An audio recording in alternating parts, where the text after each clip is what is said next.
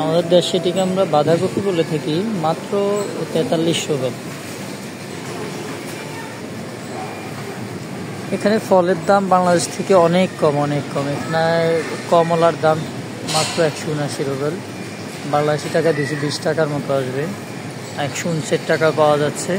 এরপরে দেখতে পাচ্ছি মালতা, যেটাকে আমরা মালতা বলি, এটার দামই খুবই কম, মাত্র 159 রুবেল। এরপরে এই পাশে এগুলো ভালো কমলা, এর জন্য দামটা একটু বেশি, 159 রুবেল।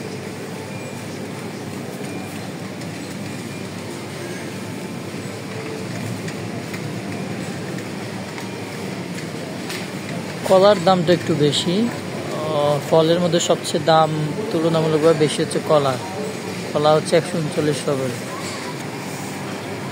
আশ্চর্যজনক বিষয় হচ্ছে পেঁয়াজের দাম সবচেয়ে কম, মাত্র 44 রুবেল দিয়ে আপনি পেঁয়াজ কিনতে পারবেন 1 কিলো।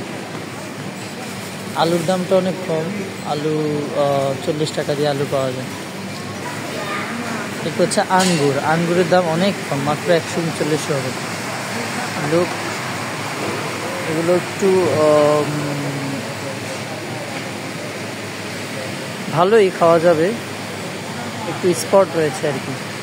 একটু ভালো নিতে চাইলে 299, 299, 329 দিয়ে পাওয়া যায়। এরপর আমরা দেখবো আপেলের দাম কেমন রাশিয়াতে। আপেলের দাম খুবই কম, মাত্র 129 রুবেল দিয়ে আপেল পাওয়া যাচ্ছে। এর কমও মাঝে মাঝে পাওয়া যায়, ডিসকাউন্ট আরও কমে যায়। আর একটু ভালো মানের খেতে চাইলে 169 রুবেল আছে, 159 রুবেল আছে, এবং ওই পাশে আমরা দেখতে পাচ্ছি 129 রুবেল। এগুলো ভারী মিষ্টি, বাংলাদেশ থেকেও অনেক মিষ্টি আপেলগুলো। এরপর হচ্ছে আনারসের দামটা তুলনামূলক বেশি, 159 রুবেলে পাওয়া যাচ্ছে। এখন অ্যাকচুয়ালি আমি কি কিনবো সেগুলো আপনাদেরকে দেখাবো। আমি যাচ্ছি মুরগি কিনতে, দেখাবো মুরগির দাম রাশিয়াতে কেমন। এখানে আসলে ভ্যারাইটি টাইপের মুরগি পাওয়া যায়, যেগুলো হালাল নয়। বাট ইন্টারেস্টিং বিষয় হচ্ছে এখানে হালাল সাইন মুরগি পাওয়া যায়, যেটা হচ্ছে বেলারুশের। দেখাচ্ছি কোনগুলো হালাল। Look, it's Belarus. This it's almost 199.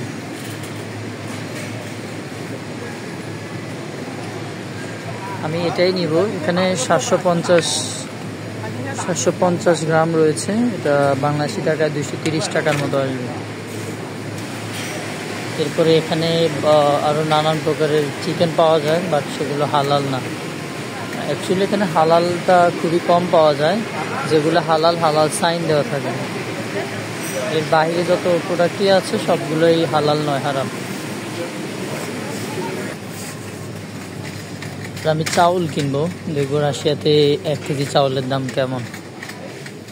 আমি অ্যাকচুয়ালি খুঁজতেছি কোথায় চাউল পাওয়া যায়। ওকে, খুঁজে পেলাম। 114 রুবেল দিয়ে এখানে চাউল পাওয়া যাচ্ছে। চাউলের দামটা মোটামুটি ভালোই, এটা আপ ডাউন করে। আমি যখন প্রথম আসছিলাম তখন 99 রুবেল দিয়ে পাওয়া গেছে, এখন দামটা একটু বেশি।